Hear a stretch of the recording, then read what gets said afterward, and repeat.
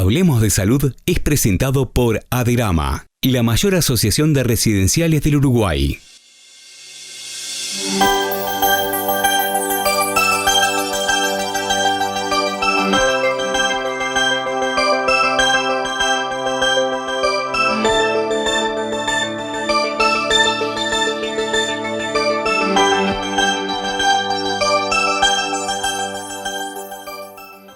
Bienvenidos a una nueva edición de Hablemos de Salud. Nuevamente estamos aquí junto a ustedes, ingresando a sus hogares para hablar sobre los temas que ustedes nos han solicitado y responder a cada una de sus interrogantes. Comenzamos con el doctor Mario Barangot, quien nos habla sobre la incidencia de cáncer en nuestro país y sobre cuál es el proceso de las células que se transforman en malignas y determinan un tumor. El cáncer tiene o puede tener varias definiciones. Quizás la que pueda representar mejor a la misma es, en esencia, es un desorden celular que hace que tenga un crecimiento posiblemente anárquico, a diferencia de las células normales, que en general siguen un orden, tanto en el lugar, en el número de multiplicaciones, en la capacidad que tienen de alguna manera de controlar su vida y muerte, en lo que llamamos apoptosis. Las células malignas tienen otras características. Son capaces de infiltrar el tejido donde nacen, son capaces de atravesar la barrera de los vasos y migrar a través de estos a otros tejidos que pueden invadir. No necesariamente todos los tejidos que pueden invadir las células pueden dar o pueden crecer, sino que lo que llamamos metástasis, pero muchas veces hay ciertas afinidades, como algunos tumores cuyas células cuando emigran tienen capacidad, como en el cáncer de próstata, de dar predominantemente metástasis óseas. Otros en general pueden no dar lesiones a ese nivel y tienen otro perfil de diseminación. En nuestro país se diagnostican aproximadamente unos 16.000 casos por año, de los cuales si restamos algunos tumores de piel no melanoma, quedan más o menos en unos 13.000, de los cuales en el hombre los más frecuentes como causa de muerte son el cáncer de pulmón, los cánceres colorectales y en la mujer el cáncer de mama y también el cáncer colorectal como segunda causa de muerte. Me gustaría destacar que, a diferencia de lo que pasaba años atrás, el cáncer de pulmón, la incidencia y la inmortalidad están subiendo en la mujer. Convengamos de que en el hombre fallecen aproximadamente unas 1.000 personas por año por esta causa, en la mujer son 300. Lamentablemente, si bien es bueno en el hombre esta incidencia y mortalidad están bajando en cáncer de pulmón, no es lo mismo en el cáncer de mujeres, así que es necesario y prudente hacer hincapié en este tema.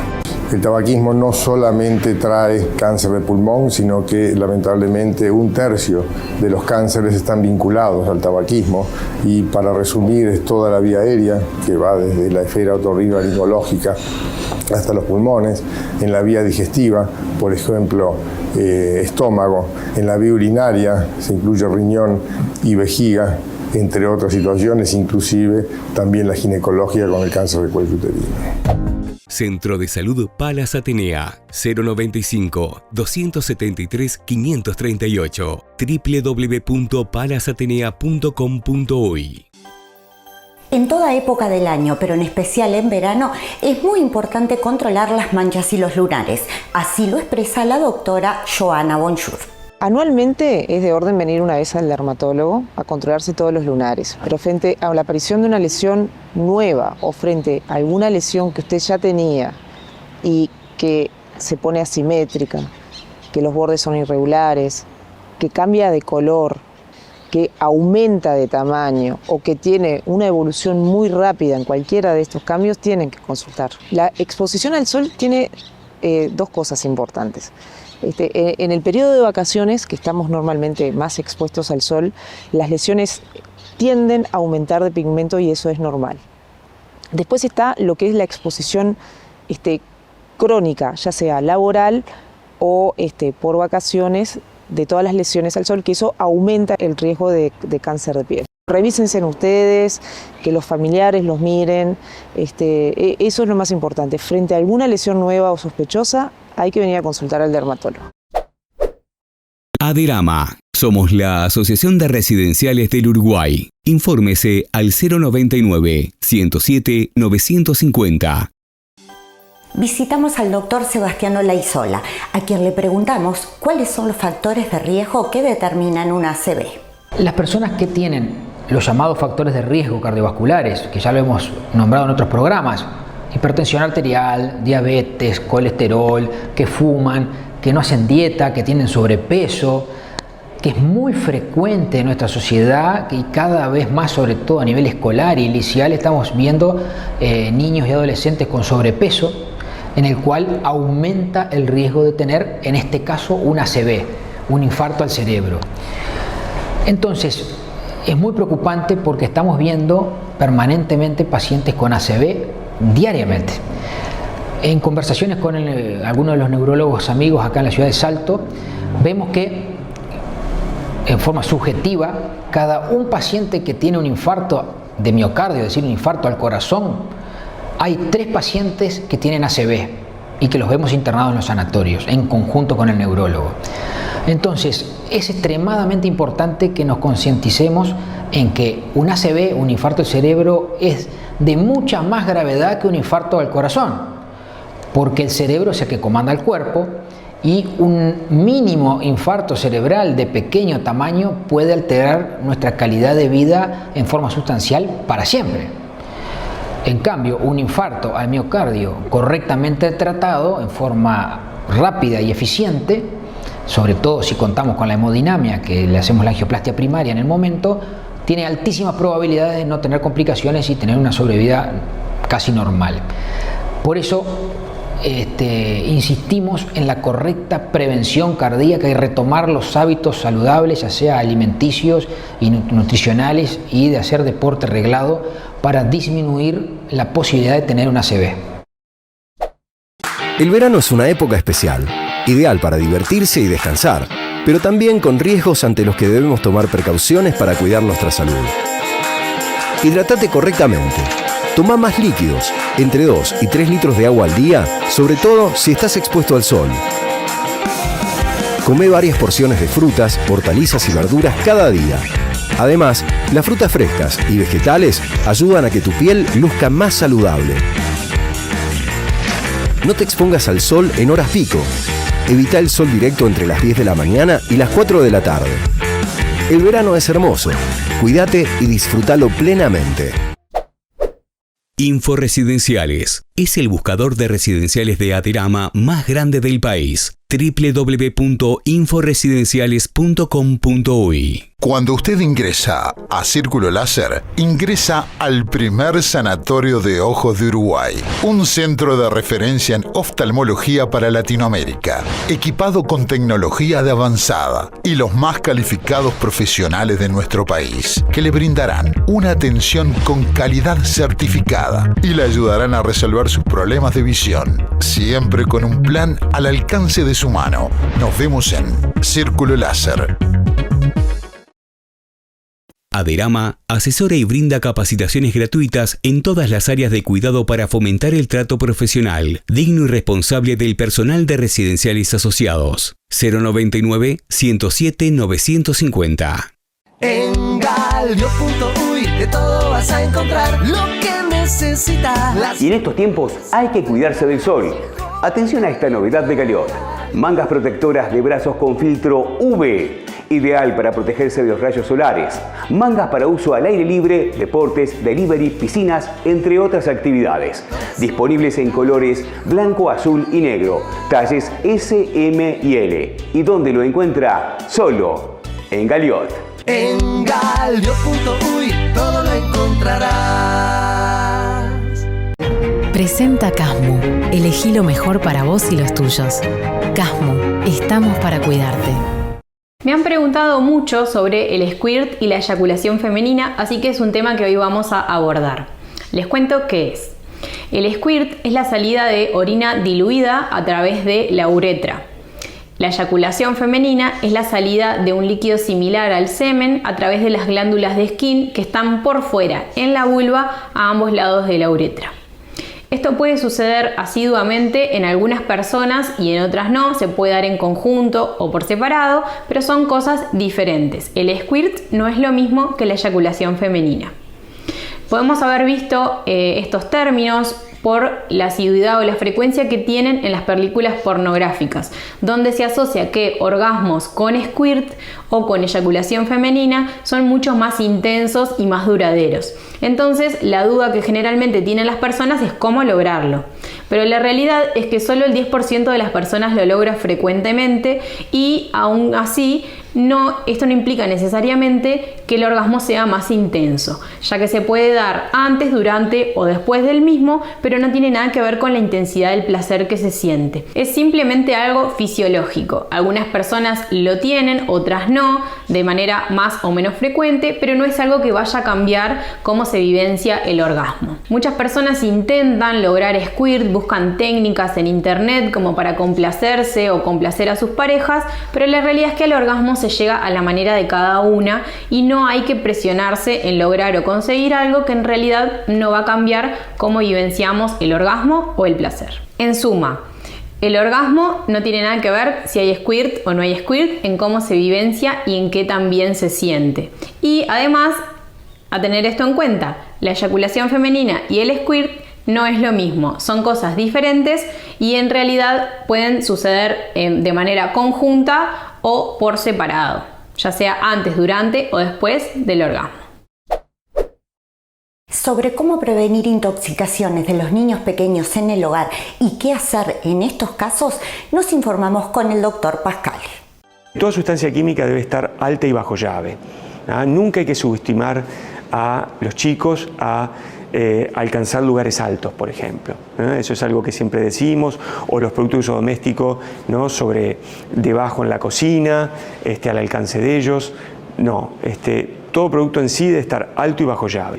Los pastilleros, ¿no? que muchas veces pasa con la familia, el tío, el abuelo, el alcance de pastilleros, el alcance de remedios en la mesa de luz, en las carteras, en los bolsos. No inducir el vómito, eso de no, por ejemplo, muchas veces ocurre, por ejemplo, de que dice, bueno, vamos a darle leche o vamos a darle, por ejemplo, es algo, por ejemplo, que en el caso de los hidrocarburos, del querosén, por ejemplo, o el aguarrás o el tiner puede ser nocivo porque puede aumentar la absorción o puede generar mayor riesgo de una complicación respiratoria, o sea, de una aspiración de las partículas de esos productos. Y consultar al médico siempre, frente a cualquier tipo de ingesta no intencional de cualquier sustancia química, medicamentos, productos de uso doméstico, cualquiera sea, es rápidamente consultar al médico, ¿no? Para poder establecer, bueno, qué sustancia es, qué posible complicación puede tener y qué tratamiento poder hacer para evitar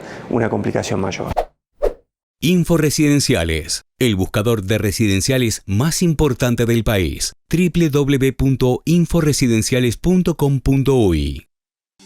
Y en este espacio la doctora Adriana Pereira se refiere a las consecuencias del abuso de dispositivos electrónicos en los niños. La primera infancia es un tiempo muy importante para el desarrollo cognitivo, emocional, psíquico y social. Se ha demostrado asociación entre el inicio de uso de los aparatos electrónicos y el mayor tiempo dedicado a ellos con riesgos en retraso de habilidades del desarrollo, tales como lenguaje, habilidades emocionales, sociales e incluso habilidades motoras.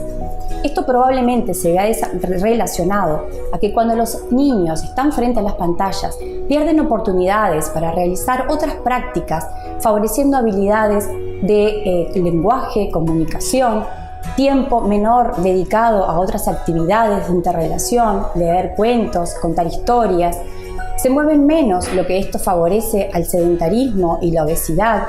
Presentan mayor riesgo de desatención e hiperactividad. Entonces dificulta el proceso de aprendizaje. El sueño es muy importante también y se puede ver afectado por el uso de pantallas. El usar pantallas antes de dormir hace que retrase el inicio del sueño. Los niños duermen menos horas en la noche y esto puede generar compromisos en el comportamiento y en el rendimiento escolar. Es por todo esto que se recomienda que los niños menores a 18 meses no estén expuestos a las pantallas, salvo que éstas sean videollamadas.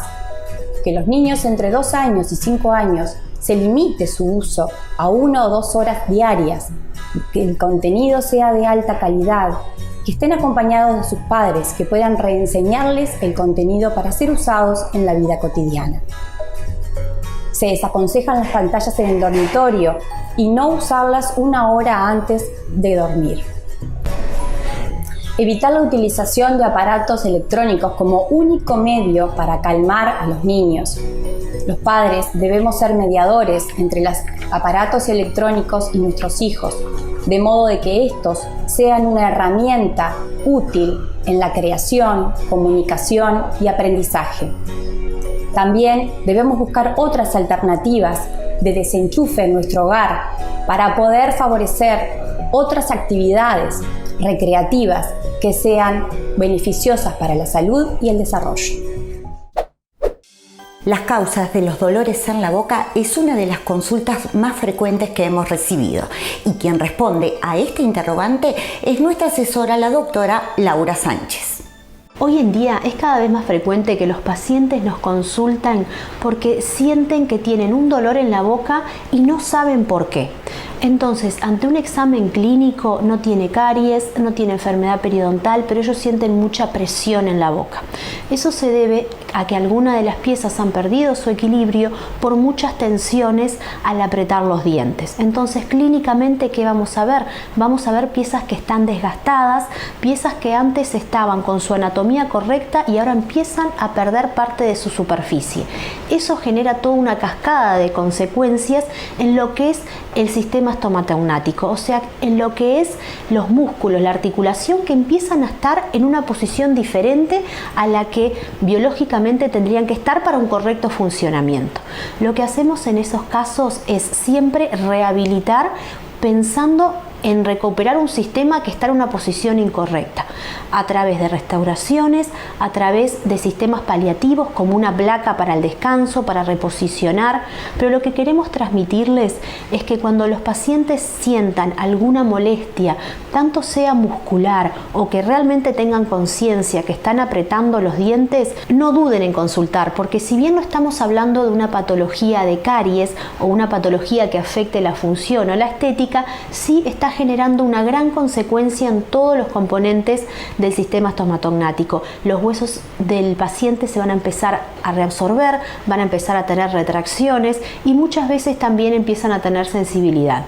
Hay tratamientos paliativos como las placas de relajación, las placas que van a reposicionar el sistema para una correcta oclusión y que las fuerzas se deriven al macizo craneofacial donde no generan patologías, y también hay tratamientos rehabilitadores para recuperar esa sustancia dental que se perdió y volver a restablecer esa correcta mordida, esa correcta oclusión.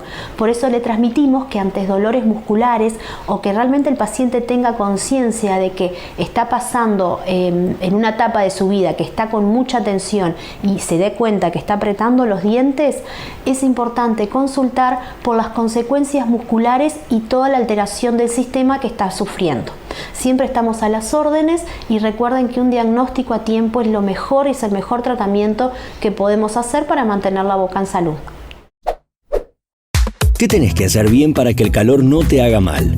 Toma mucha agua, al menos 2 litros por día, y elegí comer frutas y verduras. Evita el sol directo entre las 10 de la mañana y las 4 de la tarde. Trata de mantenerte a la sombra en lugares frescos y ventilados, con ropa clara y liviana. Y prestale atención a niños y adultos mayores, que son los más vulnerables frente a un golpe de calor. Recordales tomar agua con frecuencia. Ahora que sabés, contalo. Centro de Salud Palas Atenea. Atención integral de cuidados e internación para la rehabilitación poshospitalaria del adulto mayor en Prado y Pocitos. 095-273-538. www.palasatenea.com.uy. En Galio.uy de todo vas a encontrar lo que necesitas. Atención a esta novedad de Galiot. Nueva Silky Faja. Eleva glúteos y aplana abdomen. Disponible en gran variedad de talles y en 2 colores, negro y beige. Aplane ese abdomen y eleve sus glúteos al instante. Adquiera la suya, pero rápido, porque se agotan. Solo en Galiot. En Galiot.uy todo lo encontrarás. Aderama. Somos la Asociación de Residenciales del Uruguay. Brindamos asesoramiento legal a propietarios de residenciales, cursos de capacitación, talleres y seminarios gratuitos a cuidadores de residenciales asociados. Estamos junto a ustedes desde 1999. Infórmese al 099-107-950 www.aderama.org.uy. Residencial Biltmore. Centro de larga estadía para las personas mayores. Brindamos asistencia integral y rehabilitación con distintos grados de dependencia en amplia sala de fisioterapia. Contamos con un equipo multidisciplinario, enfermería de nivel sanatorial y sala de agudo, personal certificado en primeros auxilios, reanimación cardiopulmonar y DEA. Ofrecemos servicios especializados en todas las áreas con la empatía y el respeto que las personas mayores merecen. Somos un hogar de puertas abiertas con amplios espacios verdes. Residencial Biltmore, Santa Lucía. Vení a conocernos. 4334-9954 097-304-574. El doctor Henry Albornoz nos habla sobre antibióticos y nos dice por qué los mismos deben ser indicados con receta médica. En el Uruguay está establecido por normativa que la venta o la dispensación de antibióticos o de antimicrobianos, tanto en farmacia hospitalaria como en farmacia comunitaria, sea con la prescripción, o sea, con la receta de un médico. Y eso no es un capricho, es porque en realidad los antibióticos tienen indicaciones. De hecho, los antimicrobianos pueden ser antibacterianos para combatir bacterias, pueden ser otros para combatir virus, otros para combatir parásitos, y dependiendo de cuál sea la enfermedad que uno tiene, la indicación puede ser distinta. Y en realidad el que evalúa la enfermedad que uno puede tener y si tiene indicación de antimicrobianos es el médico. Por lo tanto, la recomendación, y en Uruguay está establecido por normativa, es que los que indican los antibióticos son los médicos evaluando a una persona que se cree que puede tener una enfermedad infecciosa. Aderama. Somos la Asociación de Residenciales del Uruguay. Infórmese al 099-107-950. Sobre en qué pacientes se indica la reconstrucción mamaria es el tema que aborda hoy la doctora Gabriela Novello. En pacientes oncológicos, o sea, por cáncer de mama, así que por otro motivo de otra patología oncológica a nivel de este sector, como puede ser también por quemaduras o traumatismos. La reconstrucción mamaria implica un conjunto de tratamientos que se realiza habitualmente de forma paulatina en diferentes etapas quirúrgicas para lograr una región mamaria simétrica con el lado contralateral y armoniosa y lo más parecido posible a la región mamaria previa. Dentro de las reconstrucciones mamarias, el primer ítem es lograr el volumen en esta zona. Para lograr el volumen se puede realizar mediante colocación de una prótesis mamaria o mediante colocación de un expansor o mediante confección de un colgajo, de tanto colgajo dermograso o muscular. De esta forma lo que logramos es dar y aportar tejido a la zona para dar el volumen a la región.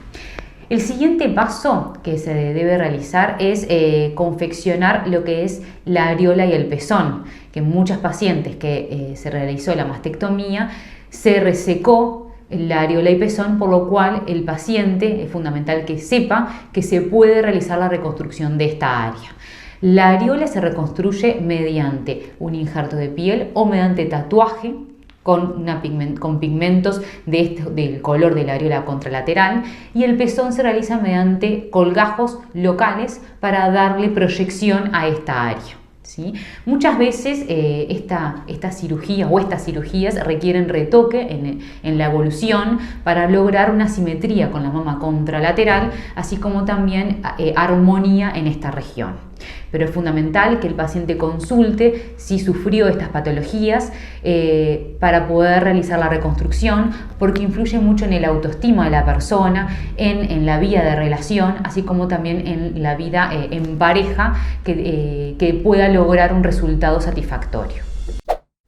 Centro de Salud Palas Atenea, 095-273-538, www.palasatenea.com.uy. La licenciada en nutrición Nélida Karabaski nos dice cuál es la adecuada alimentación en la persona hipertensa. Cuando nos referimos a la alimentación de la persona hipertensa, tenemos que pensar en que debe mantener un peso saludable. Esto se puede lograr mediante una alimentación equilibrada sin la necesidad de una dieta extremadamente restrictiva. Dentro de los grupos de alimentos que muestra la gráfica de la alimentación, tenemos el grupo de los cereales, que deben consumirse 3 porciones diarias, el grupo de los vegetales y frutas, que se van a recomendar 5 porciones diarias, el grupo de los lácteos, donde incluye queso, leche y yogur, que deben consumirse 3 porciones diarias, las carnes, que puede ser pollo, pescado, cerdo, vacuna, o huevos o claras de huevos, que se van a recomendar 1 porción diaria.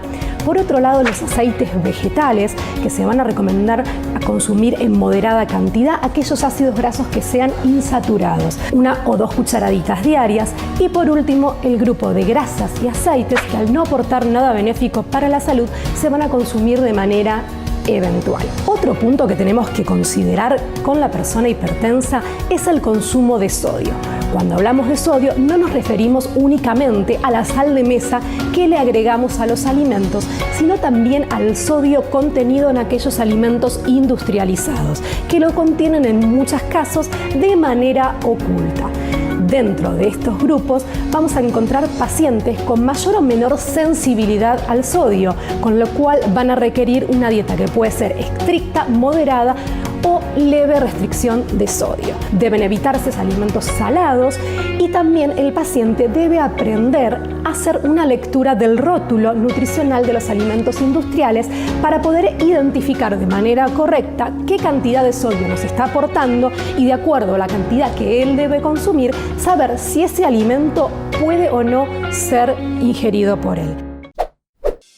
Sobre los efectos de la aplicación del ozono en el tratamiento para el dolor, nos informamos con nuestro asesor, el doctor Juan Andrés Cabrera. Tiene un gran efecto antiviral y antibacteriano, también tiene un efecto de mejorar la microcirculación. Por otra parte, también lo que hace es mejorar el metabolismo celular y también tiene un gran efecto analgésico y antiinflamatorio. Para que ustedes entiendan, un ejemplo de la aplicación de este gas es cuando, por ejemplo, tenemos un dolor lumbar producido por una discopatía, o sea, por una alteración del disco intervertebral. Cuando tenemos sobresalido el disco intervertebral, el ozono tiene un efecto de deshidratación. Entonces, al aplicar el ozono adentro del disco, al hacer una discólisis con ozono, lo que logramos es deshidratar ese disco y de esa forma liberar el nervio, que es el que nos está produciendo ese dolor tan invalidante. También, dado su gran efecto antiinflamatorio y analgésico, lo aplicamos en aquellos dolores producidos por artrosis de cadera, artrosis de rodilla, esguinces de rodilla, alteraciones de la articulación del hombro, esguinces de tobillo, tendinitis en los puños de las manos. En estos lugares el ozono ha demostrado tener una gran eficacia. Tenemos que tener en cuenta que en el intervencionismo en dolor, todas las aplicaciones en este caso el ozono, lo realizamos guiadas con ecografía y rayos X. Una vez localizada la lesión de ese tejido con ecografía y rayos X, en ese mismo momento es donde aplicamos el ozono o cualquier otra sustancia, como lo son el plasma rico en plaquetas o la viscosuplementación, para de esa forma llegar a esos lugares específicos que son los que generan el dolor. Y ya en el final de este programa nos despedimos con una recomendación: extremar los cuidados en esta ola de calor que estamos transitando, cuidar mucho a nuestros niños y a las personas mayores, colocarles protector solar, lentes y gorro y por supuesto mantenerlos muy hidratados. Recuerden que no se debe ir a la playa o exponerse al sol en el horario entre las 10 y las 17 horas. Si nos cuidamos todos, es posible tener una buena salud. Ahora sí, nos despedimos recordándoles que los esperamos aquí la próxima semana a través de la pantalla de su canal.